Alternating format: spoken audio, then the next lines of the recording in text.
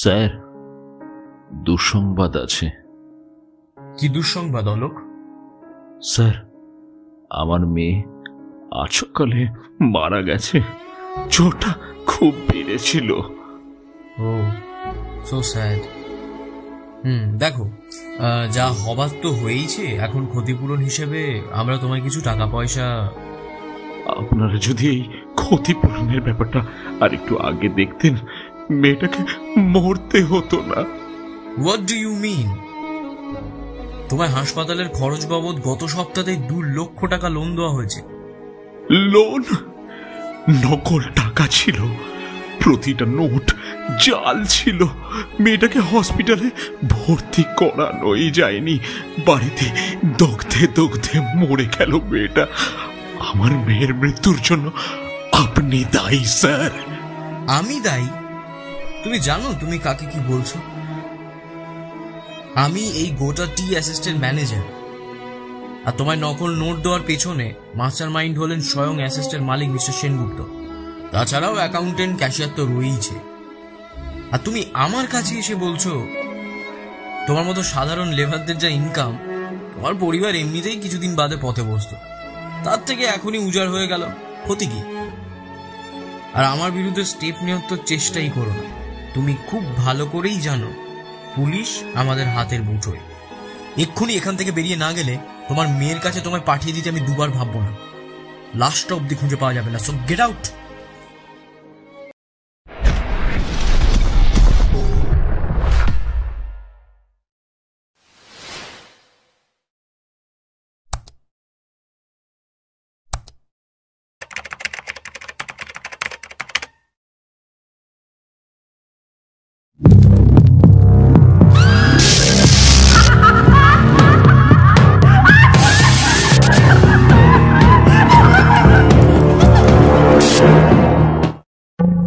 নমস্কার, গল্প.in-এর আজকের পর্বে আপনাদের সকলকে স্বাগত।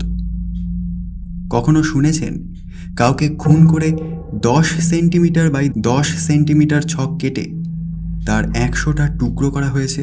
এরকম পাগল সিরিয়াল কিলারের কথা হয়তো আপনি কখনো শুনেননি, কিন্তু একটা মানুষ কি করে এতটা নৃশংস হয়ে উঠতে পারে? তার পিছনে কি কোনো রকম রহস্য আছে, নাকি অন্য কোনো ব্যাপার? বিষয়টা যেন দিন দিন আরও ইন্টারেস্টিং হয়ে উঠছিল 2 যুবক যুবতীর কাছে। কিন্তু তারপরেই ঘটে গেল সেই বিপর্যয়। কি সেই বিপর্যয়? কি হলো সেই যুবক যুবতীর? আর কোথায় গেল সেই সিরিয়াল কিলার? জানতে হলে শুনতে হবে আমাদের আজকের গল্প, জাপানিজ লেখক হিরোতাকা আদাসিয়ের কমিক্স অনুসারে শ্রেয়সীর কলমে নোটবুক। আজকের গল্প পাঠে থাকছি আমি সৌমজিৎ। শুরু হচ্ছে আজকের গল্প, নোটবুক।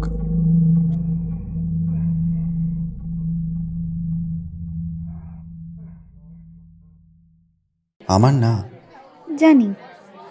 ওর কথা শুনে মনে হলো ও বেশ আনন্দে আছে। নোটবুকটা হাতে নিয়ে নকল চামড়ার স্পর্শ অনুভব করলাম আমি। নোটবুকের ভেতরে কি লেখা আছে তা জানার কৌতূহল অনুভব না করলেও ওটা খুলে দেখলাম। নোটবুকের প্রথম কয়েকটা পাতায় খুদে অক্ষরে কিছু লেখা, তবে শেষের অর্ধেকটা খালি। শুরু থেকে পড়ো। ওর কথা অনুসারে আমি পড়া শুরু করলাম। অপরিচিত হাতের লেখা, অনেকগুলো প্যারাগ্রাফ। দেখে মনে হচ্ছিল লিস্ট ধরে সাজানো। মে 10, স্টেশনের সামনে বর্ণিকা নামের একটি মেয়ের সাথে দেখা হলো। বয়স 16। ওর সাথে কথা বললাম। কিছুক্ষণ পর ও আমার গাড়িতে চড়ে বসলো। ওকে নিয়ে শুকনা ফরেস্টের উদ্দেশ্যে রওনা হলাম। ও জানালা দিয়ে বাইরে তাকিয়ে আমাকে বলল ওর মা ওই মহানন্দা বার্ড স্যাংচুয়ারিতে কাজ করে। শুকনা ফরেস্টের একদম শেষ প্রান্তে নিয়ে গাড়ি থামিয়ে ট্রাঙ্কের ভেতর থেকে ছুরি, পেরেক ভর্তি ব্যাগটা বের করলাম। হ্যাঁ, ও হাসতে হাসতে জিজ্ঞাসা করলো, ব্যাগে কি আছে? এভাবেই ডায়েরি শুরু। বর্ণিকা নামটা আমি আগে দেখেছি 3 মাস আগে। একটা পরিবার, স্বামী স্ত্রী আর তাদের ছেলে শুকনা ফরেস্ট ভ্রমণ করতে গিয়েছিল। ছেলেটার বাবা অনেক দিন পর ছুটি পাওয়ায় ফরেস্টের ভেতরে একটা পিকনিক স্পটে পৌঁছাতেই চিটপটাং হয়ে বিশ্রাম নিতে থাকে। ছেলেটা অনেক চেষ্টা করে বাবাকে তার সাথে খেলায় মাতিয়ে তোলার জন্য, কিন্তু লোকটা কিছুতেই নড়ে না। তাই লাঞ্চের পর ছেলেটা একা একাই বনের দিকটায় যায়। ছেলেটার মা প্রথমে খেয়াল করেন যে তার ছেলে আশেপাশে নেই। তারপর বন থেকে ভেসে আসা ভয়ার্ত চিৎকার শুনতে পান তারা। স্বামী স্ত্রী দুজনে ছুটে যান বনের দিকে। ছেলেকে একরকম উদ্ধার করেন সেখান থেকে। একটা উঁচু অংশের পাশেই শক্ত হয়ে দাঁড়িয়েছিল সে। দৃষ্টি সামনে, একটু উপরে কিছু একটার দিকে নিবদ্ধ। ওর দৃষ্টি অনুসরণ করে স্বামী স্ত্রী দেখতে পেলেন গাছের গায়ে লালচে কালো রঙের নোংরা কিছু একটা লেগে আছে। ছোটখাটো অশুভ ধরনের কিছু একটা পেরেক দিয়ে গাছে লাগিয়ে রাখা হয়েছে। তারপর চারপাশে তাকিয়ে তারা দেখলেন আশেপাশের প্রায় সব গাছেই কিছু অদ্ভুত জিনিস পেরেক দিয়ে ঠুকে ঝুলিয়ে রাখা হয়েছে। বলাই বাহুল্য, সেগুলো বর্ণিকার শরীরের বিভিন্ন অংশ। কেউ তাকে বনে এনে টুকরো টুকরো করে কেটেছে। তারপর তার চোখ, কান, আঙুল এবং বাকি অঙ্গ প্রত্যঙ্গ একটা একটা করে গাছে পেরেক ঠুকে লাগিয়ে দিয়েছে। একটা গাছের ওপর থেকে নিচ পর্যন্ত মেয়েটার বাম পায়ের বুড়ো আঙুল, উপরের ঠোঁট, নাক আর পাকস্থলী ক্রিসমাস ট্রির মতো করে সাজানো। সাথে সাথেই এই বীভৎস খুনের ঘটনা সারা দেশের মূল আলোচনার বিষয় হয়ে দাঁড়ালো। ডালিয়ার পাওয়া নোটবুকে বিস্তারিত লেখা ছিল কিভাবে বর্ণিকাকে খুন করা হয়েছিল, কোন অঙ্গ কোন গাছে পেরেক মেরে লাগানো হয়েছিল, কী ধরনের পেরেক ব্যবহার করা হয়েছিল, ইত্যাদি ইত্যাদি। কিন্তু লেখার মধ্যে লেখকের মানবিক অনুভূতির কোনো বহিঃপ্রকাশ ছিল না। কেসটার যাবতীয় সব খোঁজ খবর সংগ্রহে রাখছিলাম আমি। সেটা টিভিতে, খবরের কাগজ কিংবা ম্যাগাজিন অথবা ইন্টারনেট যেখান থেকেই হোক। তাই প্রায় সব কিছুই আমার জানা ছিল, কিন্তু এই নোটবুকে যেভাবে বর্ণনা দেওয়া, সেটা আর কোথাও দেখিনি। আমার ধারণা মেয়েটাকে যে খুন করেছে নোটবুকটা তার। শান্তিলাল লোহিয়া কনভেন্ট স্কুলের ক্লাস 11-এর ছাত্রী ছিল বর্ণিকা। তার বাবা পেশায় একজন বেসরকারি চাকুরে। তাকে শেষ দেখা গিয়েছে স্টেশনের সামনে বন্ধুদের সাথে হেসে হেসে সিনেমা হলে নতুন রিলিজ করা হিন্দি সিনেমাটার সম্বন্ধে আলোচনা করতে। আর ও ছিল লোমহর্ষক খুনগুলোর মধ্যে প্রথম শিকার। এরকম আরও একটা কেস আছে, সেটার সাথে প্রচুর সাদৃশ্য আছে এই খুনটার। অনেকে বলেছেন দুটো একই সিরিয়াল কিলারের কাজ। ও দ্বিতীয় খুনটা সম্পর্কেও লিখেছে। জুন 21, শপিং ব্যাগ হাতে বসের জন্য অপেক্ষা করতে থাকা একটি 17 বছরের মিষ্টি মেয়ের সাথে কথা বললাম। বা সে জানালো তার নাম আলেয়া রায়। আমি তাকে তার বাড়ি অবধি লিফট দিতে চাইলাম। সে কিছু না ভেবেই উঠে পড়ল গাড়িতে। বাবার মতোই বোকা। যাওয়ার পথে সে খেয়াল করলো আমরা ওর বাড়ি যাওয়ার পথের রাস্তা থেকে সরে এসেছি। তারপরই ও চিৎকার করতে শুরু করলো। গাড়ি থামিয়েও চুপ না করা পর্যন্ত হাতুড়ি দিয়ে বাড়ি মারতে থাকলাম ওর মাথায়। হে ভগবান, একটা কুঁড়ে ঘরে রেখে আসলাম ওকে। মাই গড। গত মাসে জলপাইগুড়ি ডিস্ট্রিক্টের সবাই আলেয়া নামে স্কুলে পড়া একজন ছাত্রীর কথা জানতে পারে। খবরের কাগজ আর চ্যানেলগুলোয় শুরু হয় বিস্ফোরণ। ওই দিন এমনকি স্কুল থেকে ফেরার আগেই আমি ওই দ্বিতীয় শিকারের খবর পেয়ে যাই। তিনধারিয়া লাভার্স পয়েন্টের একটা নির্জন কোণায় একটা কুঁড়ে ঘরে মেয়েটাকে পাওয়া যায়। অনেকদিন ধরেই জায়গাটা পরিত্যক্ত ছিল। মালিক কে তা জানা যায়নি। বৃষ্টিতে কুঁড়ে ঘরটার অবস্থা খারাপ হয়ে যায়। কুঁড়ে ঘরটার মেঝেটা ছিল কাঠ দিয়ে তৈরি। একজন বয়স্ক মানুষ পাহাড়ে গিয়েছিলেন খাবার সংগ্রহ করতে। সে খেয়াল করল কুঁড়ে ঘরের দরজাটা অল্প খোলা। সে সবসময় সেটাকে বন্ধ দেখেছে, তাই অবাক হয়ে কাছে যেতেই বিকট একটা দুর্গন্ধ এসে লাগে তার নাকে। ঘরের ভেতরে উকি দিয়ে প্রথমে সে বুঝতে পারেনি আসলে কি দেখেছে। আগের শিকারের মতোই আলেয়ার শরীরকেও কেটে টুকরো টুকরো করে যত্নের সাথে কাঠের মেঝেতে 10x10 ছকে সাজিয়ে রাখা হয়েছিল সারি সারি করে। প্রতিটি টুকরের মধ্যে দূরত্ব ছিল 10 সেন্টিমিটারের মতো। মেয়েটাকে প্রায় 100 টুকরোতে রূপান্তর করা হয়েছিল। এই নোটবুকে সেটার বিস্তারিত বর্ণনা দেওয়া আছে। দুটো খুনেরই কোনো প্রত্যক্ষদর্শী পাওয়া যায়নি। এখনো পর্যন্ত খুনিও ধরা পড়েনি। মিডিয়া আজও খুন দুটো নিয়ে নিউজ করে যাচ্ছে। কোনো সিরিয়াল কিলারের বীভৎস কার্যকলাপ বলে চালানো হচ্ছে এগুলোকে। এই ধরনের কেসের খবর দেখতে আমার ভালো লাগে। ডালিয়া হঠাৎ বলে ওঠে। কেন? অদ্ভুত একটা কেস। ডালিয়া নিরস গলায় বলল, আমিও একই কারণে খবর দেখতাম। তাই ডালিয়া কি বোঝাতে চেয়েছিল তা পরিষ্কার বুঝতে পেরেছি। কিছু মানুষ খুন হয়েছে, কেটে টুকরো করা হয়েছে তাদের, যাদেরকে করা হয়েছে, আর যে বা যারা তাদের এই রকম বিকট উপায়ে খুন করেছে উভয়েই সত্যিকারের রক্তমাংসের মানুষ। ডালিয়া আর আমার এসব উদ্ভট ও বিভৎস বিষয়ের প্রতি অন্যরকম একটা আগ্রহ রয়েছে। আমরা সবসময় এমন কিছু খুঁজি যার মধ্যে জঘন্য খারাপ কিছু পাওয়া যায়, এমন কিছু যা জানার পর গলায় দড়ি দিয়ে ঝুলে পড়তে ইচ্ছে হয়। অবশ্য এরকম অদ্ভুত আগ্রহ নিয়ে আমরা কখনো খোলাখুলি কথা বলিনি। কোনো কিছু না বলেই আমরা একজন আরেকজনের মধ্যে অস্বাভাবিক ব্যাপারটার উপস্থিতি টের পেয়েছি। আমি জানি আমাদের এসব কথা সাধারণ মানুষ জানতে পারলে আতঙ্কিত হয়ে পড়বে। এ ধরনের আচরণ অনেকটাই অস্বাভাবিক। তাই আমরা যখন কোনো টর্চার প্রক্রিয়া বা খুনের পদ্ধতি নিয়ে আলোচনা করি তখন গলার স্বর নিচু রাখি।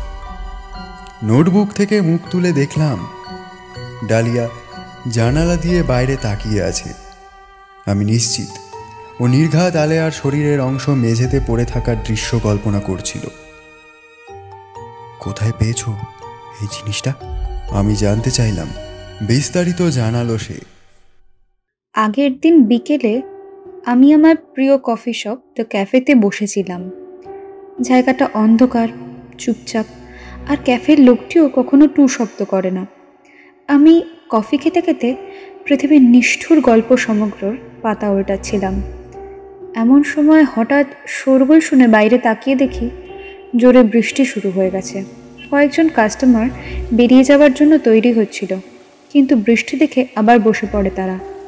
বৃষ্টি থামার জন্য অপেক্ষায় থাকা এইসব লোকজন সহ আমায় নিয়ে সেখানে মোট 5 জন ছিল। আমি বাথরুমে যাওয়ার জন্য উঠে দাঁড়িয়ে পায়ের তলায় অদ্ভুত কিছুর একটা উপস্থিতি অনুভব করে তাকিয়ে দেখলাম দোকানের কাঠের মেঝের উপর একটা নোটবুক পড়ে আছে। নোটবুকটা আমি পকেটস্থ করি। একবারও নোটবুকটা কার হতে পারে খোঁজ নেওয়ার কথা চিন্তাও করিনি। বাথরুম থেকে ফিরে এসে দেখলাম অন্য কাস্টমাররা কেউই বের হয়নি, বসে বৃষ্টি দেখছে। বৃষ্টি থামলে কয়েকজন কাস্টমার বেরিয়ে গেল কফি শপ থেকে। বাড়ি ফেরার পর আমার মনে পড়ে নোটবুকটার কথা। পকেট থেকে বের করে পড়তে শুরু করি। ডালিয়া কিছুক্ষণ বিরতি নিয়ে আবার বলে ওঠে, আমি 2 বার বাথরুমে গিয়েছিলাম। প্রথমবার নোটবুকটা ওখানে ছিল না। বৃষ্টি শুরু হওয়ার পর কাস্টমাররা ভেতরে আটকা পড়ে। দ্বিতীয়বার বাথরুমে যাওয়ার সময় নোটবুকটা পাই। এর অর্থ হলো খুনি তখন কফি শপের ভেতরে ছিল, ধারে কাছেই কোথাও থাকে সে। বুকের সামনে দুহাত ভাঁজ করে বলল, ডালিয়া যেখানে থাকে তার কাছাকাছি খুনি থাকে, ব্যাপারটা মেনে নিতে সংকোচ বোধ হচ্ছিল। এই কেস নিয়ে হয়তো বছরের পর বছর কথা চলবে, রহস্যের সমাধান না হলেও ভয়াবহ বিভৎসতার কারণে ব্যাপারটা নিয়ে লোক ভাবনা চিন্তা করবে। পুরো দেশের সবাই এই নিয়ে কথা বলছে, এমনকি শিশুরাও এই কাহিনী জানে। এমনও তো হতে পারে খবর দেখে কেউ কল্পনা করে লিখেছে। বাকিটা পড়ো। ডালিয়া আত্মবিশ্বাসের সুরে বলল, 5ই আগস্ট নৈরীতি নামে একটা মেয়েকে রাইড দিলাম। রংটং স্টেশনের কাছে একটা থুকপা মোমো শপে তার সাথে আমার পরিচয়। পাহাড়ের দক্ষিণ দিক দিয়ে উঠে চূড়ার নির্জন দিকটায় পৌঁছালাম, যেখানে শিমুলিয়া ফরেস্টের ভেতরে একটা মনিস্ট্রির দিকে এগোতে শুরু করলাম। নোটবুকের মালিক বনের ভেতরে নৈরীতি নামের একজনকে ছুরি দিয়ে পেটে কুপিয়েছে। নোটবুকে সে গিজগিজ করে লিখেছে কিভাবে শিকারের শরীর কাটা হয়েছে, কিভাবে সে তার চোখগুলো টেনে বার করে এনেছে, পেটের ভেতরের রং কীরকম ছিল, যাবতীয় বর্ণনা দেয়া আছে নোটবুকটায়। সেই নৈরীতিকে বনের ভেতরে ফেলে এসেছে। তুমি কি এই নৈরীতি সেনগুপ্তর নাম শুনেছ? ডালিয়া বলল। আমি মাথা নাড়লাম। মেয়েটার লাশ আবিষ্কারের কোনো খবর পাওয়া যায়নি এখনো অবধি। ডালিয়াকে আমি খেয়াল করি 12-এ ওঠার পর। আমরা একই ক্লাসে ছিলাম। প্রথমে ভেবেছিলাম ও বোধহয় আমার মতো কারোর সাথে মিশতে চায় না, একাকিত্বই ওর সঙ্গী। এমনকি টিফিন টাইমে এবং প্রেয়ারের সময়েও সে লোকজনকে এড়িয়ে চলে, কখনো কোনো আড্ডায় ঢোকে না। আমাদের ক্লাসে শুধু আমরা দুজন এমন ছিলাম। অবশ্য এটা বলা যাবে না যে আমি যেভাবে আমার ক্লাসমেটদের উৎসাহ নিয়ে বিরক্ত, সেও সেরকম। আমার সাথে কেউ কথা বলতে আসলে কথা বলি, হালকা মজা করে ব্যাপারটাকে বন্ধুত্বপূর্ণ পর্যায়ে রাখি। সাধারণ জীবনযাপনের জন্য ন্যূনতম যতটুকু করা দরকার করি, কিন্তু এসব কিছুই করি উপরে উপরে। আমার হাসির পুরোটাই আসলে মিথ্যে, পুরোপুরি নকল।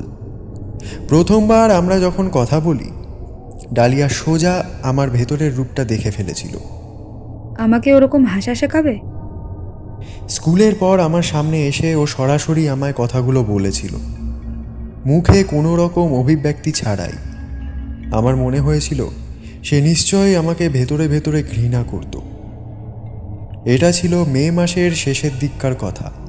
এরপর থেকে আমরা মাঝে মাঝে কথা বলতাম। ডালিয়া স্রেফ কালো রঙের পোশাক পরত, পায়ের জুতো থেকে মাথার লম্বা কালো চুল সব গাঢ় রং। ওর চামড়ার মতো ফ্যাকাশে সাদা রং আমি আর কারোর দেখিনি। দেখে মনে হতো সিরামিকের তৈরি।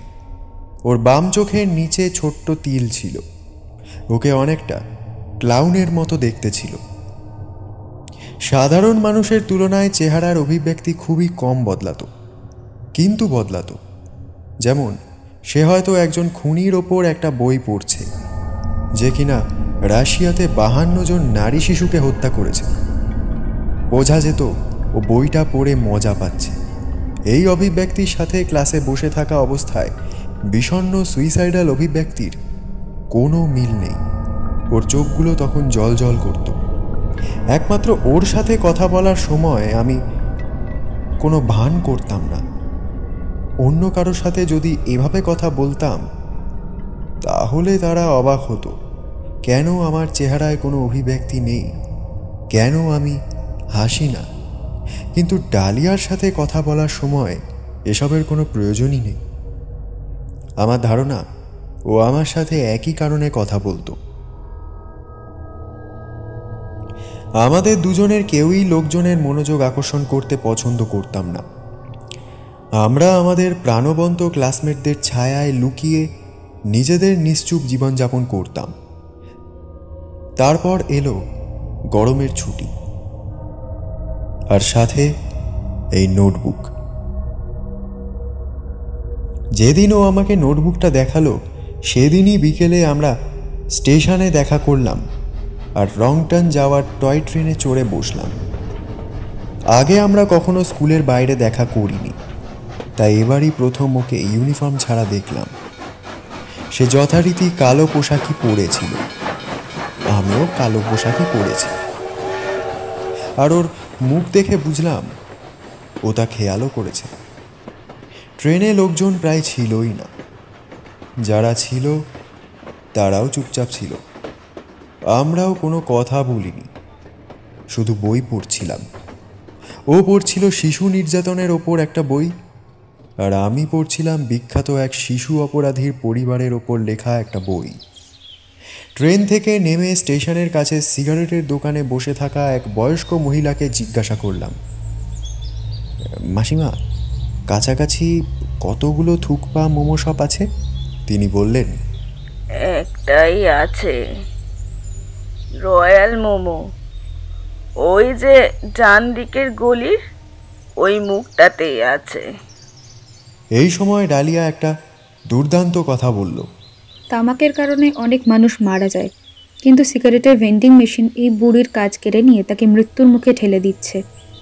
ও আমার থেকে কোনো প্রতিক্রিয়া আশা করছিল না, তাই আমিও কিছু বললাম না। আমরা রাস্তার ধার দিয়ে হেঁটে থুকপা মোমো শপের দিকে গেলাম। রাস্তাটা পাহাড় ঘিরে উপরের দিকে উঠে গিয়েছে। শিমুলিয়া ফরেস্টের পাহাড় শুরু হওয়ার একদম মুখটায় থুকপা মোমো শপটা দাঁড়িয়ে আছে। পাশে সারি দিয়ে কয়েকটা রেস্টুরেন্ট আর বার। তেমন একটা ভিড় ছিল না, অল্প কয়েকটা গাড়ি আর লোকজন দেখা গেল। শপের পার্কিং লটেও কোনো গাড়ি ছিল না, অবশ্য দোকানটা খোলাই ছিল। দরজায় ওপেন দেখে আমরা ভেতরে ঢুকে গেলাম।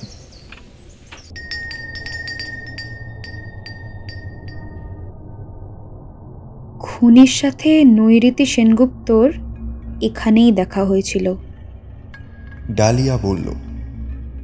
ও দোকানের ভেতরে এমনভাবে চোখ বোলালো যেন আমরা জনপ্রিয় কোনো ট্যুরিস্ট স্পটে এসেছি। খুনির নোটবুকে অন্তত তাই লেখা আছে। আমি ওর কথায় পাত্তা না দিয়ে নোটবুক পড়তে লাগলাম। নীল বল পয়েন্ট কলমে লেখা। নোটবুকে শুধু যে তৃতীয় মেয়েটার কথা ছিল তা নয়, আরও কিছু স্পটের নাম লেখা ছিল।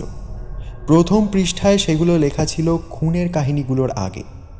স্পটগুলোর নামের সাথে নানা রকম চিহ্ন ব্যবহার করা হয়েছিল। যে স্পটগুলোতে লাশ 3টে রাখা হয়েছে সেগুলোর সবগুলোতে ডট দেওয়া। হয়তো ওর মানে হলো খুন করার জন্য এই স্পটগুলো সবচেয়ে ভালো।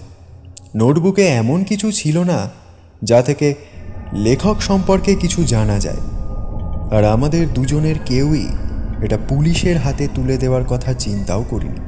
আমরা কিছু করি বা না করি, পুলিশ আজকে হোক কিংবা কালকে খুনিকে একদিন ধরবেই। ওদের দিলে হয়তো কাজটা একটু দ্রুত হতে পারে, ভিকটিমের সংখ্যাও হয়তো কমতে পারে। সুতরাং আমাদের দায়িত্ব হলো নোটবুকটা পুলিশের হাতে তুলে দেওয়া। কিন্তু আনফর্চুনেটলি আমাদের সেসব নিয়ে কোনো মাথা ব্যথাই ছিল না। আমরা নিষ্ঠুর ও সরীসৃপের মতো হিংস্র খেলায় মেতে উঠেছিলাম। যদি চতুর্থ কোনো ভিকটিম পাওয়া যায় তাহলে ধরে নিতে হবে আমরাই তাকে খুন করেছি। কি দুঃখজনক। থুকপা খেতে খেতে আমরা এসব কথাবার্তা বললাম। ডালিয়াকে দেখে মনে হচ্ছিল না ওর কাছে ব্যাপারটাকে দুঃখজনক বলে মনে হচ্ছে। ওর কথায় অনুভূতির কোনো রেশ মাত্র ছিল না। সমস্ত মনোযোগ ছিল সামনে বাটি ভর্তি থুকপার ওপর। দোকানের মালিকের কাছে আমরা মনেস্ট্রি যাওয়ার রাস্তা জানতে চাইলাম। আমরা যখন হাঁটছিলাম ডালিয়া তখন নোটবুকের দিকে তাকিয়েছিল, কভারে স্পর্শ করছিল, যেখানে কিনা খুনিও স্পর্শ করেছে। ওর ভাবসাবে মনে হলো খুনির প্রতি ওর যথেষ্ট পরিমাণ ভক্তিও আছে বটে, আমার নিজেরও আছে। জানি ব্যাপারটা সঠিক নয়। খুনি এমন একজন ব্যক্তি যার শাস্তি হওয়া উচিত। তাকে এমন মর্যাদা দেওয়া উচিত না যেভাবে একজন বিপ্লবী কিংবা শিল্পীকে মর্যাদা দেওয়া হয়। একই সাথে এও জানি যে কিছু মানুষ আছে যারা কুখ্যাত খুনিদের রীতিমতো পুজো করে, আর সেরকম কোনো একজনে পরিণত হওয়া নিঃসন্দেহে প্রশংসনীয় কোনো ব্যাপার না। নোটবুকের মালিকের বীভৎস কৃতকর্ম আমাদের পুরোপুরি আয়ত্ত করে ফেলেছিল। এই খুনি সাধারণ জীবনের সীমা অতিক্রম করে কিছু মানুষকে শারীরিকভাবে ধ্বংস করে ফেলেছে, তাদের পরিচয়, তাদের সম্মান নষ্ট করে ফেলেছে। দুঃস্বপ্নের মাঝে আটকে পড়া অবস্থা হয়েছিল আমাদের। অন্যদিকে দৃষ্টি ফেরাতে পারছিলাম না। থুকপা মোমো শপ থেকে মনেস্ট্রি যেতে পাহাড়ে ওঠার পর বিশাল এক সিঁড়ি বেয়ে আরও উঠতে হলো আমাদের। যে কোনো ধরনের ব্যায়ামের প্রতি আমাদের দুজনেরই অন্য প্রকার ঘৃণা ছিল। নিচে নামা কিংবা উপরে ওঠা কোনোটাই আমাদের পছন্দ ছিল না, যে কারণে মনেস্ট্রি পর্যন্ত পৌঁছাতে গিয়ে হাঁপিয়ে গেলাম। মনেস্ট্রির মূর্তিগুলোর নিচে বসে বিশ্রাম করলাম। আশেপাশে খালি গাছ আর গাছ। গাছগুলোর ডালপালা আমাদের মাথার উপর ছড়িয়েছিল। পাতার ফাঁক দিয়ে গ্রীষ্মের সূর্য উঁকি দিচ্ছিল। আমরা দুজন পাশাপাশি বসেছিলাম। চারপাশ থেকে নানা ধরনের পাখির কুজন কানে আসছিল। ডালিয়ার কপালে ঘাম জমে গেছে। একসময় সে ঘাম মুছে উঠে দাঁড়ালো। নৈরিতির লাশ খুঁজতে লাগলো। খুনি আর শিকার এদিক দিয়ে একসাথে হেঁটে গিয়েছিল। পাশাপাশি হাঁটতে হাঁটতে ও বলল, আমরা মনেস্ট্রি পেরিয়ে পিছনের বনে গিয়ে ঢুকেছি। কোন দিকে যেতে হবে, কত দূর যেতে হবে, কিছুই আমাদের জানা ছিল না। তাই আমরা এদিক ওদিক খুঁজতে লাগলাম। হয়তো ওই দিকে হবে। ডালিয়া আমার দিক থেকে অন্য দিকে যেতে বলল। কয়েক মিনিট পর শুনতে পেলাম ও আমার নাম ধরে ডাকছে। আমি এগিয়ে গিয়ে দেখলাম ও একটা ঢালু জায়গার ঠিক নিচটায় দাঁড়িয়ে আছে। আমার দিকে পেছন ফিরে আছে। ওর শরীর শক্ত হয়ে আছে, দুহাত পাশে ঝুলছে। আমি ওর পাশে গিয়ে দাঁড়ালাম। ও যেদিকে তাকিয়েছিল সেই দিকে তাকালাম। ওই তো, ওই যে নৈরিতি। বন আর ঢালু জায়গার মাঝখানে একটা বড় গাছের ছায়ায় গ্রীষ্মের হালকা আলোতে একটা নগ্ন মেয়ে বসে আছে। তার পিঠ গাছের ওপর হেলান দেওয়া, হাত পা ছড়িয়ে ছিটিয়ে আছে। ঘাড়ের ওপরে কিছু নেই। পেট কেটে গর্ত করা হয়েছে, মাথাটা সেই গর্তে ঢোকানো। চোখগুলো উপড়ে এনে রাখা হয়েছে দুহাতের তালুর ওপর। চোখের কোটরগুলো কাঁদা দিয়ে ভরাট করা হয়েছে। মুখ ভরাট করা হয়েছে পচা গলা পাতা দিয়ে। পেট থেকে বের করা নাড়ি সামনে ছড়িয়ে রাখা। মাটিতে পড়ে থাকা রক্ত শুকিয়ে কালো হয়ে গিয়েছিল। মেয়েটার কাপড় চোপড়গুলো ফেলে রাখা ছিল গাছেই। আমরা হাঁ করে সেখানে দাঁড়িয়ে মেয়েটার দিকে তাকিয়ে থাকলাম। আমাদের দুজনের কারোরই কিছু বলার মতো অবস্থা ছিল না। কেবল নিশ্চুপভাবে দাঁড়িয়ে লাশটাকে পর্যবেক্ষণ করছিলাম। পরের দিন ডালিয়া আমার সেলফোনে মেসেজ পাঠালো, নোটবুকটা ফেরত দাও। ওর মেসেজ সব সময় এরকম ছোট আর সোজা ভাষায়, কখনোই দরকারের অতিরিক্ত কোনো কথা থাকে না। একইভাবে ওর ফোনের সাথে অন্য কোনো মেয়ের মতো অদ্ভুত কোনো চাবির রিং কিংবা স্ট্যাম্প লাগানো থাকে না। নোটবুকটা আমি বাড়িতে নিয়ে গিয়েছিলাম। নৈরিতি সেনগুপ্তর খুনের স্পট থেকে ফেরার পথে ওকে ওটা ফেরত দেওয়া হয়নি। ফেরার পথে ট্রেনে ডালিয়া দূরে তাকিয়েছিল। তখনও শক কাটিয়ে উঠতে পারেনি। ফিরে আসার আগেও মাটি থেকে ভিকটিমের জামা কাপড় আর জিনিসপত্র তুলে নিজের ব্যাগে করে নিয়ে আসে। জামা কাপড়গুলো কেটে টুকরো টুকরো করে ফেলা হয়েছে, কিন্তু মেয়েটার হ্যাট আর ব্যাগের ভেতরে জিনিসপত্র ছুঁয়ে অবধি দেখা হয়নি। ব্যাগের ভেতরে ছিল মেয়েটার মেকআপ, ওয়ালেট আর রুমাল। ফেরার পথে ট্রেনে আমরা সব বের করে হাতিয়ে দেখেছি। ওয়ালেটের ভেতরে স্টুডেন্ট আইডি দেখে আমরা জানতে পারলাম নৈঋতি সেনগুপ্ত ব্লক ডি এর মহাপাত্র কলেজের প্রথম বর্ষের শিক্ষার্থী ছিল। ব্যাগের ভেতর একটা ছোট্ট স্ক্র্যাপ বুক ছিল। স্ক্র্যাপ বুকের ছবিগুলোতে আর আইডি কার্ড থেকে আমরা বুঝতে পারছিলাম জীবিতকালে মেয়েটা কতখানি প্রাণবন্ত ছিল। মেসেজ পাওয়ার পর আমি দুপুরবেলায় ম্যাকডোনাল্ড গিয়ে ডালিয়ার সাথে দেখা করলাম। ও ওর স্বভাবসুলভ কালো কুর্তি আর কালো প্যান্ট পরেনি। প্রথমে ওকে চিনতেই পারিনি আমি। ও যে হ্যাটটা পরেছিল সেটা আমরা নৈঋতির লাশের কাছে পেয়েছিলাম। সুতরাং আমি অনুমান করলাম ও হয়তো মৃত মেয়েটার মতো সাজগোজ করেছে। ওর চুল আর মেকআপ পুরোপুরি ব্যাগটায় পাওয়া নৈঋতির ছবির মতো। মেয়েটার জামা কাপড় ছিঁড়ে ফেলা হয়েছিল, তাই ও শপিংয়ে গিয়ে একই রকম দেখতে জামা কাপড় কিনেছে। নোটবুক ফেরত দিতে গিয়ে মনে হলো ও মজায় আছে, ব্যাপারটা উপভোগ করছে। আমাদের কি ভিকটিমের পরিবারকে জানানো উচিত ওর লাশ ওইভাবে বনের মধ্যে পড়ে আছে? বললাম তাকে। সে এক মুহূর্ত চিন্তা করে মাথা নাড়ল। দরকার নেই, পুলিশ একসময় ঠিকই খুঁজে পাবে। মৃত্যুর আগে নৈঋতি সেনগুপ্ত যেরকম পোশাক পরেছিল ঠিক একইভাবে ডালিয়া নিজেকে সাজিয়ে তুলেছে। নৈঋতির পরিবার কি করছে এখন? ওর নিরুদ্দেশ হওয়ার ঘটনায় কি তারা দুশ্চিন্তাগ্রস্ত হয়ে আছে? ওর কি কোনো বয়ফ্রেন্ড ছিল? ও পড়াশোনায় কীরকম ছিল? ডালিয়াকে একটু অন্যরকম লাগছে। ও যেভাবে কথা বলছে বা নড়াচড়া করছে সেসব ওর অন্য সময়ের ব্যবহারের চেয়ে ভিন্ন। আমাদের উল্টো দিকে টেবিলে বসে থাকা কপোত কপতির দিকে ও ইশারা করল। এসব ও আগে কখনো করেনি। টেবিলের ওপর কনুই দিয়ে বসে আছে, হাসি খুশি দেখাচ্ছে ওকে। ওর পাশে নৈঋতি সেনগুপ্তের ব্যাগটা রাখা। ব্যাগের সাথে একটা চাবির রিংও লাগানো, যেটায় একটা বারবি ডলের অবয়ব ফুটে উঠেছে। তুমি আরও কিছুদিন এরকম সাজগোজ করে চলবে নাকি? হ্যাঁ, তাই ভাবছি। মজার না ব্যাপারটা? ডালিয়ার জন্য ব্যাপারটা অন্য একজন হওয়ার সুযোগ করে দিয়েছিল, কিন্তু ও যেভাবে হাসছিল কিংবা আয়নায় নিজের রূপ পরীক্ষা করছিল, কোনো হাই স্কুলে পড়া সাধারণ গোছের মেয়ে হুবহু ওইরকম বিহেভ করে। মনে হচ্ছিল নৈঋতি কোনোভাবে ওর ভেতরে ঢুকে পড়েছে। ম্যাকডোনাল্ড থেকে বের হওয়ার পর এমনভাবে আমার হাত ধরল যেন ব্যাপারটা খুবই ক্যাজুয়াল।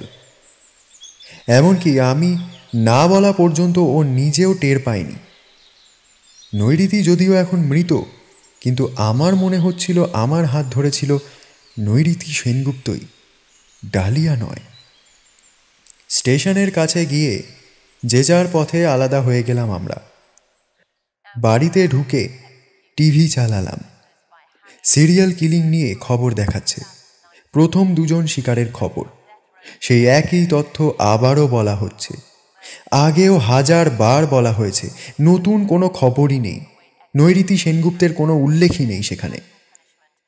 ভিকটিমদের পরিবার আর আত্মীয় স্বজন বন্ধুবান্ধবদের ছবি দেখানো হলো।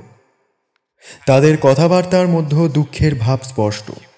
স্ক্রিন ভরাট করার জন্য ভিকটিমদের ছবি বড় করে দেখানো হচ্ছে। ছবিতে দেখা যাচ্ছে ভিকটিমদের দুজনেরই নৈঋতির মতোই চুল আর পোশাক। এর মানে হলো ডালিয়া নিজেও এখন খুনির পছন্দের ধরনের মধ্যে পড়ে যাচ্ছে। ডালিয়ার কথা ভেবে আমার দুশ্চিন্তা হচ্ছিল। এরকম অনুভূতি আমার আগে কখনো হয়নি। একটা বই নিয়ে বিছানায় শুয়ে চিন্তাটা অপসারিত করার চেষ্টা করলাম।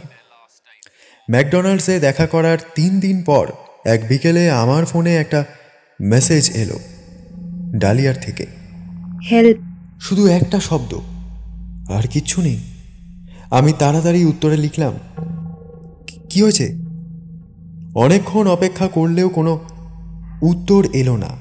এরপর আমি ওকে ফোন করলাম। Phone switched off. সন্ধ্যায় ওর বাড়িতে ফোন করলাম। অনেক আগে একবার ও আমাকে ওর বাড়ির ফোন নাম্বার দিয়েছিল। এমন না যে সে ভেবেছিল আমি ওকে কখনো ফোন করব, বরং দেখাতে চেয়েছিল যে নাম্বারটা ডায়াল করতে গেলে বাটনের অক্ষরগুলো দিয়ে কাকতালীয়ভাবে একটা অর্থ দাঁড়ায়, যে কারণে নাম্বারটা মনে রাখা সহজ ছিল। ওর মা ধরলেন। মহিলার গলার স্বর বেশ উঁচু আর অনেক দ্রুত কথা বলেন। আমি তাকে জানালাম যে আমি ওর সাথেই পড়ি, ক্লাসের কিছু ব্যাপারে ওর সাথে কথা বলা দরকার, সেজন্যই ফোন করেছি। কিন্তু ডালিয়া ছিল না বাড়িতে। ওকে আক্রমণ করা হয়েছে এই চিন্তা বাদ দিলাম, কিন্তু নোটবুকের লেখাগুলো যেহেতু সত্যি, সুতরাং সেদিন সম্ভবত ডালিয়ার সাথে খুনি একই ক্যাফেতে উপস্থিত ছিল, আর সে ওকে নৈরীতির মতো সাজগোজে দেখেছে। যে মেয়েকে কিছুদিন আগেই খুন করেছে, প্রায় তার মতো হুবহু একটা মেয়েকে ঘোরাফেরা করতে দেখে খুনি নিশ্চয়ই খুব অবাক হয়েছে। কিন্তু ডালিয়াকে আসলে লক্ষ্যবস্তু হিসাবে ভাবার সম্ভাবনা খুবই কম। হাজার হোক, এরকম সাজগোজ করা মেয়ের সংখ্যা কম নয়। আর সিরিয়াল কিলাররা সাধারণত ধারাবাহিকভাবে খুন করেন কোনো মোটিভ নিয়ে। ডালিয়া নিশ্চয়ই সেই মোটিভের পার্ট নয়। ও আচমকায় এই কেসে অনধিকার প্রবেশ করেছে। এতে আর যাই হোক, ওর প্রাণ সংশয় হতে পারে না। অবশ্য হতেও পারে, সে বিষয়ে কোনো সন্দেহ নেই। আমি তো ওকে বেশি দিন চিনি না, এখনই নিশ্চিত কিছু বলা সম্ভব নয়। খুনি ওকে তুলে নিয়ে গিয়েছে এই সন্দেহ করার সবচেয়ে বড় কারণ হলো সম্ভবত খুনি আর ডালিয়ার বাড়ি খুব কাছাকাছি। তারা একই কফি শপে ছিল। সে রাতে পুরোটা সময় ধরে আমি এসব চিন্তা করলাম। হয়তো ডালিয়া এর মধ্যেই খুন হয়ে গিয়েছে, হয়তো কোনো পাহাড়ের চূড়ায় ওর টুকরো টুকরো করা শরীর ছড়িয়ে ছিটিয়ে পড়ে আছে। এসব কল্পনা করতে করতে একসময় ঘুমিয়ে পড়লাম। পরদিন আবার ওর বাড়িতে ফোন করলাম। ডালিয়া তখনও বাড়িতে ফেরেনি।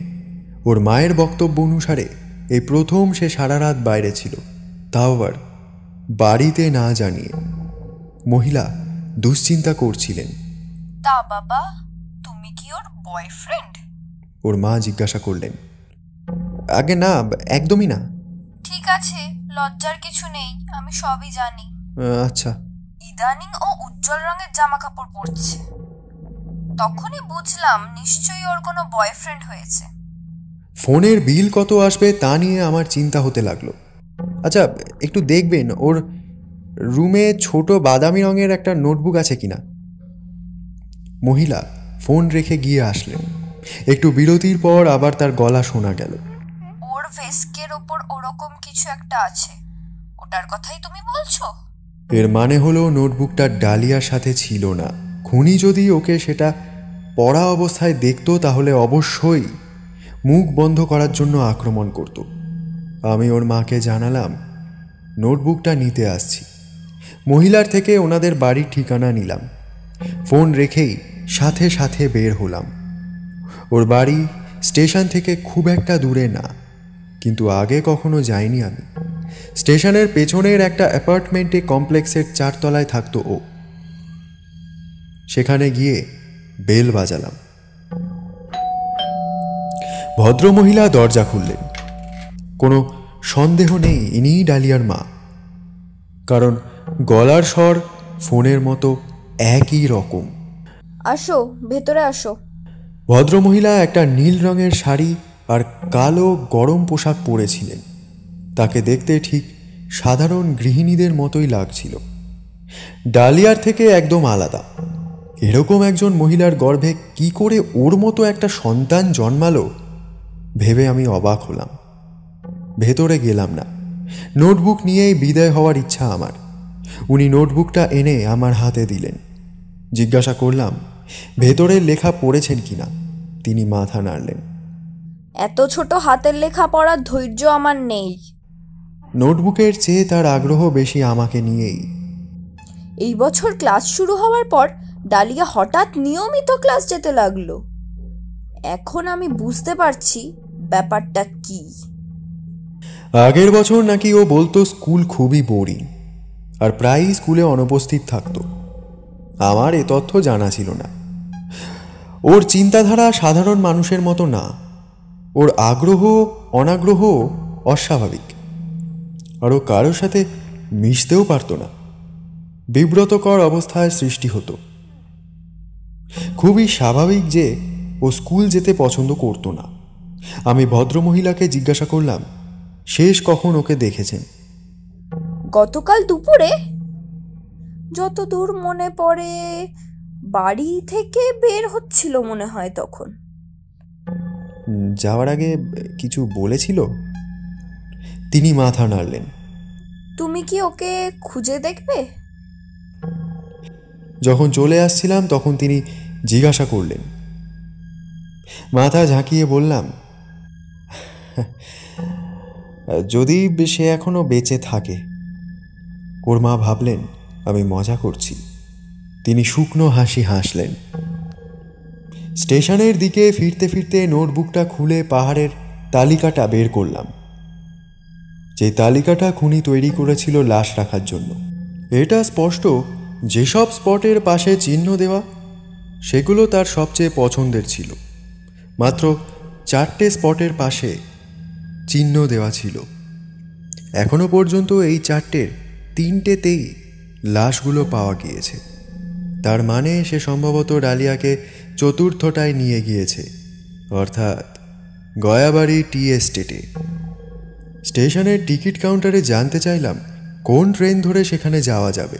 তারপর টিকিট কেটে টয় ট্রেনে উঠে পড়লাম। স্টেশনে নেমে আবার বাস নিতে হলো। চারিদিকে চা বাগান। বাস থেকে চা বাগানের শোভা উপভোগ করতে করতে ভাবতে শুরু করলাম, খুনি এখানে এলে অবশ্যই গাড়ি নিয়ে এসেছে। লাশ সে কোথায় ফেলতে পারে? নিশ্চয়ই পাহাড়ের গভীরে কোনো দুর্গম স্থানে, যেখানে ডালিয়ার চিৎকার কেউ শুনতে পাবে না। জায়গাটা কোথায় হতে পারে সে ব্যাপারে আমার কোনো ধারণাই নেই। বাসে আমি আর ড্রাইভার ছাড়া আর কেউ ছিল না। বাসের ভেতর এলাকার একটা ম্যাপ লাগানো ছিল। ওটা দেখে আর ড্রাইভারের সাথে কথা বলে বোঝার চেষ্টা করলাম খুনি কোথায় গিয়ে থাকতে পারে। সে জানালো, আমি যেদিক থেকে এসেছি সেদিক থেকে যারা গয়াবাড়ি টি এস্টেটের পাশে মহানদী মাউন্টেনে ঘুরতে আসে তারা সবসময়ই এই বড় রাস্তা দিয়েই আসে। পাহাড়ের চূড়ায় যাওয়ার রাস্তার সামনে এসে আমি বাস থেকে নামলাম। রাস্তাটা যথেষ্ট প্রশস্ত। খুনি যদি গাড়ি নিয়ে এসে থাকে তাহলে অবশ্যই এই রাস্তা দিয়ে গিয়েছে। রাস্তা ধরে হেঁটে উপরে উঠতে লাগলাম। পাকা রাস্তা হলেও কোনো ট্রাফিক ছিল না সেখানে। বনের কাছে গিয়ে রাস্তা থেকে বিভিন্ন দিকে সরু সরু রাস্তা চলে গিয়েছে। খুনি এর যে কোনো একটা দিয়ে নিয়ে গিয়েছে ডালিয়াকে। যত উপরে উঠছি রাস্তা তত সরু হয়ে আসছে। উপর থেকে বনের মাঝে ছোট ছোট গ্রাম চোখে পড়ছিল, ছোট ছোট বাড়িঘরও বটে। চূড়ার কাছাকাছি যেতেই একটা ছোট পার্কিং লট চোখে পড়ল, সাথে ছোট একটা বিল্ডিং। দেখে মনে হলো হোটেল হবে হয়তো।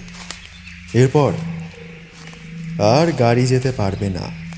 বেশি হাঁটতে হয়নি, তাই সেদিনের মতো কাহিল হয়নি। ডালিয়ার মৃতদেহ খুঁজছিলাম। গাছপালার ভেতর দিয়ে পথ চলে গেছে। আশেপাশের যে শাখা পথ ছিল সেগুলো দিয়ে হেঁটেও খুঁজলাম। আকাশ মেঘলা ছিল বলে বনের মধ্যে বেশ অন্ধকার। গাছের ডালপালার ভেতরে দিয়ে যতটুকু সম্ভব দূরে যাওয়ার চেষ্টা করলাম। চারপাশে খালি পোকামাকড়ের গুঞ্জন। মহানদী মাউন্টেন বিশাল জায়গা। সেখানে একটা লাশের ভগ্নাবশেষ খুঁজে পাওয়া সহজ কথা ছিল না। অনেকক্ষণ খোঁজাখুঁজি করলাম। হেঁটে আবার যখন বাস স্টপে ফেরত আসলাম, জামা কাপড় ঘামে ভিজে সপসপে হয়ে গিয়েছে। কাহিল হয়ে পড়েছিলাম। রাস্তার পাশে অল্প কিছু বাড়িঘর ছিল। যাওয়ার রাস্তার পাশে একটা টি এস্টেটের দারোয়ানকে জিজ্ঞাসা করলাম আগের দিন কোনো গাড়ি যেতে দেখেছে কিনা। সে মাথা নাড়ল, অর্থাৎ সে দেখেনি। তাহলে ডালিয়া ওই মেসেজটা কেন পাঠালো? খুনি কি ওকে জোর করে তুলে নিয়ে গিয়েছিল? ও তো বোকা মেয়ে নয়, অন্যদের মতো এত সহজে ওকে ফাঁদে ফেলা তো সম্ভব নয়। নাকি আমি একটু বেশিই কল্পনা করে ফেলেছি? হয়তো তাকে কেউ বন্দিই করেনি। বাস স্টপে এসে আবার নোটবুকটা খুলে পড়তে লাগলাম। খুনের বিবরণ দেখে খুনি সম্পর্কে জানার জন্য যে দক্ষতা আর ট্রেনিং দরকার সেটা আমার নেই। কপাল থেকে ঘাম বেয়ে নেমে নোটবুকের ওপর পড়ে কালি মাখিয়ে গেল। লেখাগুলো আর পড়া যাচ্ছিল না। জলে নষ্ট হয়ে যায় এমন কালি ব্যবহার করেছিল খুনি। কোথায় বসে খুনি এই লেখাগুলো লিখত? খুন করে ফিরে বাড়িতে বসে? আমার যথেষ্ট সন্দেহ আছে সে খুনের সময় ওখানে বসে কিছু লিখত কিনা। নিশ্চয় সে তার স্মৃতি থেকে লিখত, কল্পনার রং মাখিয়ে। বাস আসতে উঠে দাঁড়ালাম। হাত ঘড়িতে 3টের বেশি বাজে। পাহাড় ছেড়ে আবার শহরে ফিরে যাচ্ছি আমি। ডালিয়া সবসময় যে কফি শপটায় যায় সেটা ছিল স্টেশনের কাছে একটা ফ্লাওয়ার গার্ডেনের পাশে। আমাকে জায়গাটার কথা জানিয়েছিল আগে, কিন্তু কখনো যাইনি আমি। ও যেরকম বলেছিল জায়গাটায় আলো খুব কম, আধারে বরং আমি স্বস্তিই বোধ করছিলাম। হালকা মিউজিক বাজছিল। আমি একটা চেয়ারে গিয়ে বসলাম। শপের পেছনের দিকে বাথরুমের সাইন দেখা যাচ্ছে। বাথরুমের সামনে ফ্লোরের দিকে তাকালাম, যেখানে ডালিয়া নোটবুকটা পেয়েছে। ক্যাফেটা একদম ফাঁকা, শুধু দোকানের মালিক বসে রয়েছেন নিজের জায়গায়। তিনি নিজেই আমার অর্ডার নিতে এলেন। আপনার সাথে হ্যান্ডশেক করলে কোনো সমস্যা আছে? হ্যান্ডশেক কেন? না, আপনি এত গুণী তো, সেই জন্যেই আর কি। আপনার সাথে হ্যান্ডশেক করতে পারলে আমি খুব ধন্য হতাম। দোকানের মালিকের চেহারা নিরীহ গোছের। বয়স আছে, কিন্তু আবার মধ্যবয়স্ক বলার মতো বয়সও না। মলিন, কালো টি শার্ট পরা, চুলগুলো যত্ন করে আঁচড়ানো। প্রথমে তিনি আমাকে একজন অদ্ভুত কাস্টমার ভেবেছিলেন। তিনি গিয়ে তাড়াতাড়ি আমার জন্য কফি নিয়ে এলেন। আমার একজন বান্ধবী আছে, তার নাম ডালিয়া। আপনি কি ওকে চেনেন? এ ডালিয়া? ডালিয়া তো আপনার রেগুলার কাস্টমার। আপনার পক্ষে ওকে ভোলা খুব কঠিন ব্যাপার। দেখুন, আমার ডালিয়া বলে কাউকে মনে নেই। এখানে রোজ প্রচুর মানুষ আসে, সবাইকে মনে রাখা তো আর আমার পক্ষে সম্ভব নয়, তাই না? খুবই নিরীহ ভঙ্গিতে কথাগুলো বললেন ভদ্রলোক। বলছি, সে কি এখনো বেঁচে আছে নাকি অলরেডি কয়েকটা মাংসের টুকরোয় পরিণত হয়েছে? তিনি আমার কথা শুনে স্থির হয়ে গেলেন। আস্তে করে কাপটা নামিয়ে রেখে আমার দিকে ভালো করে তাকালেন। ওর চোখ ঘোলাটে দেখাচ্ছিল।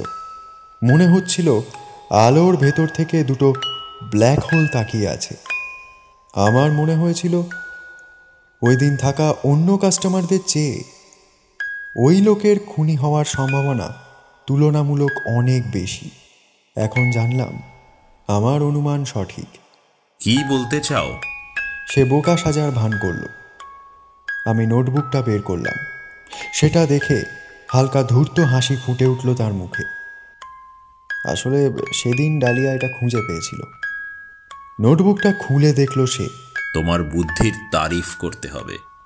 তুমি বুঝতে সক্ষম হয়েছ যে এটা আমার। প্রথমে কিছুই বুঝতে পারিনি, কিন্তু আপনাকে দেখেই বুঝেছি এই নোটবুকটা আপনার ছাড়া আর কারণ নয়। আমি তাকে বললাম কিভাবে গয়াবাড়ি টি এস্টেটে গিয়ে ডালিয়ার লাশ খুঁজেছি, তারপর কি চিন্তা করে এখানে এসেছি। নোটবুকটা হারানোর পর খুনি কি চিন্তা করতে পারে আমি তা কল্পনা করার চেষ্টা করেছিলাম। সে কেন এই নোটবুকটা লিখেছে? মনে রাখার জন্যে? কোনো রেকর্ড রাখার জন্য? আমি নিশ্চিত ছিলাম সে বারবার পড়েছে, আর ওর কাছে নোটবুকটার যথেষ্ট মূল্য ছিল। নোটবুকটা যে হারিয়েছে তা সে অবশ্যই খেয়াল করেছে। নোটবুকটা সে কোথায় রেখেছিল, হয় পকেটে না হয় কোনো ব্যাগে। যেহেতু মেঝেতে পড়েছিল, সুতরাং পকেট থেকেই পড়েছে বলে ধারণা করে নেওয়া যায়। হয়তো বাথরুমে হাত ধুতে গিয়েছিল সে, রুমাল বের করার সময় পকেট থেকে নোটবুকটা পড়ে যায়। তারপর কখন সে টের পেল নোটবুকটা তার পকেটে নেই? 10 মিনিট পর? কয়েক ঘন্টা পর? আমি নিশ্চিত ছিলাম ওই দিন শেষ হওয়ার আগেই সে হারানোর ব্যাপারটা টের পেয়ে গিয়েছিল। সে নিশ্চয় মনে করার চেষ্টা করেছে শেষ কখন নোটবুকটা সে দেখেছে। তারপর যেখানে পড়তে পারে সেখানে গিয়ে খোঁজাখুঁজি করেছে। আমি বাজি ধরতে রাজি আছি সেরকম জায়গা আসলে কমই ছিল, কারণ সে কিছুক্ষণ পরপরই নোটবুকটা খুলে পড়তো। সুতরাং শেষ যেখানে পড়েছে তার থেকে কাছাকাছি কোথাওই হারানোর সম্ভাবনা রয়েছে, মানে তার পাশাপাশি কোথাওই হারানোর কথা। তারপর নিশ্চয় খুনি সেখানে খোঁজাখুঁজি করেছে, কিন্তু পায়নি। বুঝতে পেরেছে একজন নোটবুকটা পেয়ে নিয়ে গিয়েছে, এবং সে যদি পড়ে ফেলে তাহলেই শেষ। পুলিশ তৃতীয় ভিকটিমের লাশ পেয়ে যাবে। লাশ পাওয়া সমস্যা না, সমস্যা হলো যদি তারা নোটবুকে খুনির হাতের ছাপ পেয়ে যায়, কিংবা হাতের লেখা মিলিয়ে ধরে ফেলে। আমার ক্ষেত্রে যদি এমন হতো তাহলে আমি কি করতাম? অবশ্যই চতুর্থ আরেকজনকে খুন করতে যেতাম না। পুলিশ কাছাকাছি ঘুরোঘুরি করছে, হাজার হোক নোটবুকটা পাওয়া গিয়েছে এমন একটা জায়গায় যেখানে খুনির আসা যাওয়া রয়েছে। পুলিশ ধরে নেবে খুনি আশেপাশেই রয়েছে। এমন অবস্থায় কোনো রিস্ক নেওয়া কি চলে? না না না না না না। কিন্তু কয়েকদিন পার হয়ে গেল, নৈঋতি সেনগুপ্তের লাশ উদ্ধার হলো না। কারণ আমি বা ডালিয়া কেউই নোটবুকটা পেলেও পুলিশের হাতে দিইনি। খুনি প্রতি রাতে খবর দেখেছে, লাশ উদ্ধার হয়েছে কিনা জানতে চেয়েছে। নিরাপদ বোধ না করা পর্যন্ত সে আবার খুন করতে চায় না। কিন্তু এদিকে আবার ডালিয়াও উধাও। হ্যাঁ, ডালিয়া লুকিয়ে থেকে মজা করছে সে চিন্তা বাদ দিয়ে আমি কল্পনা করার চেষ্টা করলাম খুনি কি করেছে। আমি যদি খুনি হতাম তাহলে চতুর্থ খুনটা কেনই বা করতে যেতাম? আমি আর অপেক্ষা করতে পারছি না বলে, নাকি আমি অতিরিক্ত আত্মবিশ্বাসী? পুলিশ আমাকে কিছুতেই ধরতে পারবে না, ওদের মাথায় এত ঘিলুই নেই। বা ধরা পড়লেও আমার কিছু যায় আসে না, কারণ আমার উদ্দেশ্য তো সফল হয়ে গেছে। অথবা অথবা কেউ নোটবুকটা পায়নি, আর পেলেও কেউ নোটবুকটা হয়তো পড়েনি, আর পড়লেও হয়তো বিশ্বাস করেনি। কিংবা আর একটা হতে পারে যে নোটবুকটা যে হারিয়েছে তা আমি এখনো টের পাইনি। এই হলো সমস্ত সম্ভাবনা। কিন্তু আমি আর একটা থিওরির পক্ষে বাজি ধরলাম। আমার মনে হচ্ছিল খুনি ভেবেছে কেউ নোটবুকটা পেয়েছে কিন্তু পড়তে পারেনি, যে কারণে পুলিশের হাতে দেয়নি ওটা। আর সে কারণেই নৈঋতির লাশ এখনো উদ্ধার হয়নি। কফি শপের মালিক আগ্রহের সাথে আমার এসব কথা শুনলেন। তাহলে কি থেকে তোমার মনে হলো যে আমি খুনি? নোটবুকটা তার থেকে নিয়ে খুললাম আমি, যেখানে আমার ঘাম লেগে লেখাটা নষ্ট হয়ে গিয়েছিল সেই অংশটা দেখালাম। আপনি জানতেন আপনি কি কালি ব্যবহার করছেন। আপনি জানতেন জল লেগে ভিজে গেলে কেউ আর এই লেখা পড়তে পারবে না। আমি ধরে নিয়েছি খুনি ভেবেছে সে বাইরে কোথাও নোটবুকটা ফেলেছে, দোকানের ভেতর না। ডালিয়া আমাকে বলেছিল সেদিন মুষলধারে বৃষ্টি হচ্ছিল। আমার মনে হয়েছে খুনি জানতো সে বৃষ্টির সময়ে জিনিসটা হারিয়েছে। খুনি ভেবেছে নোটবুকটা যদি দোকানের মধ্যেও পাওয়া যেত তাহলে সেটা পুলিশের হাতে পৌঁছাতো। কিন্তু নৈঋতির লাশ পাওয়ার কোনো খবর নেই। তার মানে খুনি ধরে নিয়েছে যে সে অবশ্যই বৃষ্টির মধ্যেও বাইরে হারিয়েছে জিনিসটা। সেক্ষেত্রে নোটবুকটা ভিজে যাবে আর পড়ার অবস্থায় থাকবে না। ডালিয়া বলেছিল সেদিন বৃষ্টির মধ্যেও একমাত্র যে বাইরে গিয়েছিল সে হলো কফি শপের মালিক। আর আপনার সাথে কথা বলেই বুঝলাম আপনার অ্যামনেসিয়ার সমস্যা আছে, অর্থাৎ আপনি কিছু মনে রাখতে পারেন না। আর তার জন্যই এই নোটবুকের প্রয়োজন পড়েছিল আপনার। এত কিছু হিসেব করেই আমি আন্দাজে ঢিলটা মেরেছিলাম আপনিই খুনি। আমি থামলে লোকটা বাঁকা হাসি দিল। আমি আসলে ভেবেছিলাম বৃষ্টির মধ্যে বাইরে কোথাও ফেলেছি নোটবুকটা, এত কিছু যখন জেনে গেছো, এটাও নিশ্চয়ই জেনে ফেলেছো যে খুনগুলো কেন করেছি। আমার ধারণা আপনি কল্লোল মজুমদার। আমার বাবা ডাক্তার দেশপ্রিয় কাঞ্জিলাল জলপাইগুড়ি সিটি হসপিটালের একজন ডাক্তার। বাবার কাছে থেকেই জেনেছি যে 3 বছর আগে গয়াবাড়ি চা বাগানের এক লেবারের 13 বছরের কন্যা শতরূপা হসপিটালের বেডেই মারা যায়। তার বাবা নকল নোট অফিসে জমা দেওয়ায় তার চিকিৎসা হয়নি। আমার বাবা দুঃখ প্রকাশ করেন এই ঘটনায়, কিন্তু বাবার সিনিয়ররা বাবাকে কিছুতেই চিকিৎসা করতে দেননি। শতরূপা আপনারই মেয়ে ছিল। চা বাগানের ম্যানেজার, ক্যাশিয়ার, এমনকি মালিকও ষড়যন্ত্রে সামিল ছিল। আপনাদের দীর্ঘ 3 মাসের বিক্ষোভেও কোনো এফেক্ট ফেলেনি ওনাদের ব্যবসায়। পুলিশও নীরব ছিল। আমার মনে হয় বর্ণিকা দাশগুপ্ত, আলেয়া রায় আর নৈরীতি সেনগুপ্ত যথাক্রমে ক্যাশিয়ার দেবেন্দ্রনাথ দাশগুপ্ত, ম্যানেজার কৈলাস রায় এবং মালিক নিরঞ্জন সেনগুপ্তর কন্যা। আপনি যা করেছেন একদম ঠিকই করেছেন। ভদ্রলোক কিছু বলতে চাইলেন, কিন্তু পারলেন না। আমি ওনাকে সামনের সিটে বসতে বললাম।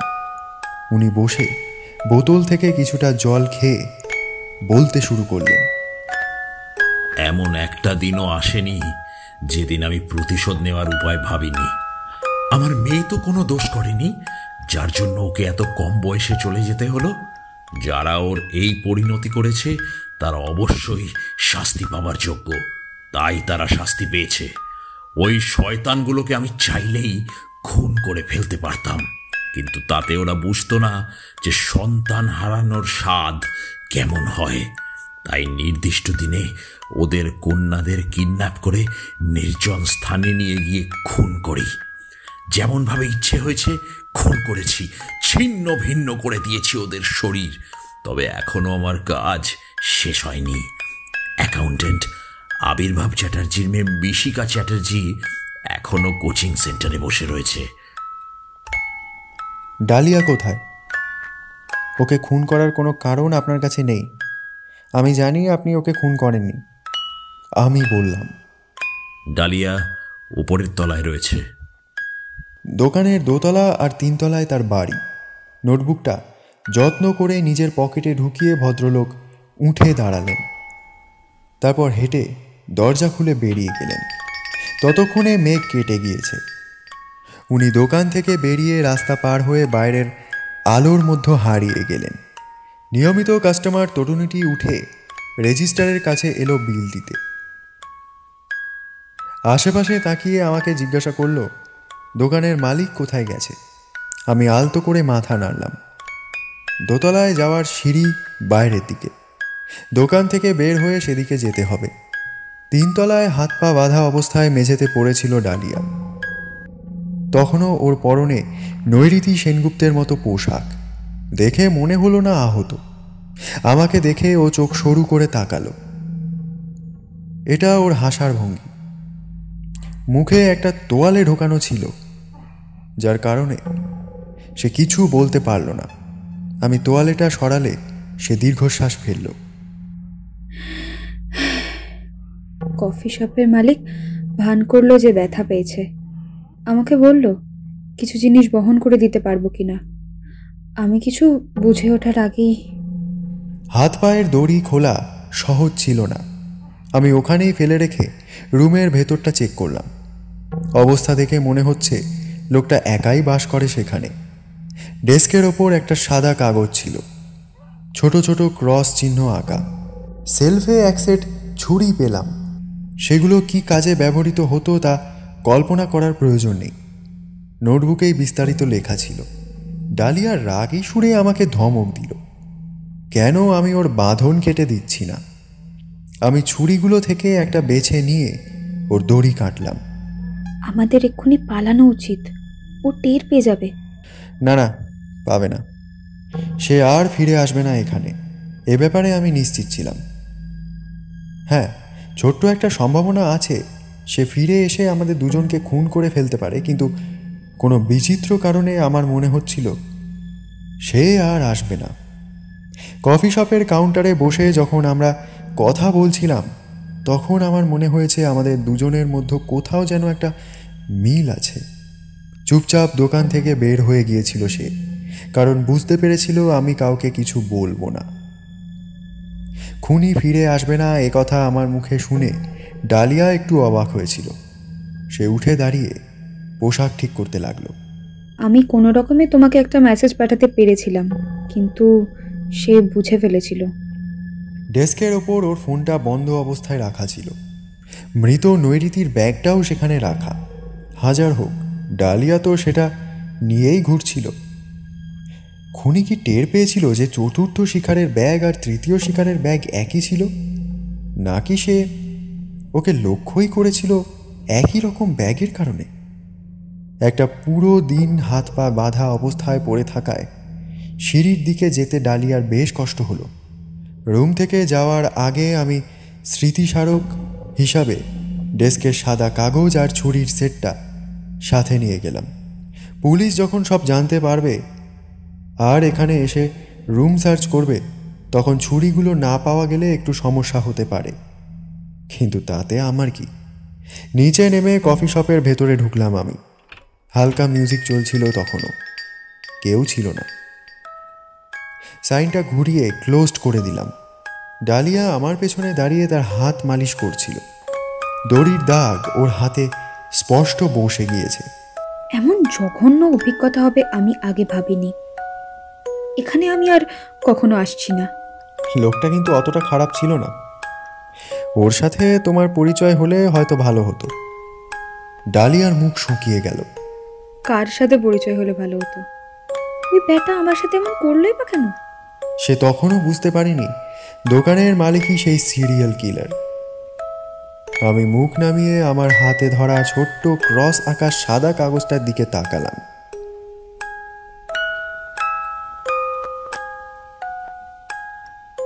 শেষ হলো আজকের হিরোতাকা আদাসিয়ের কমিক্স অনুসারে আমাদের আজকের গল্প নোটবুক।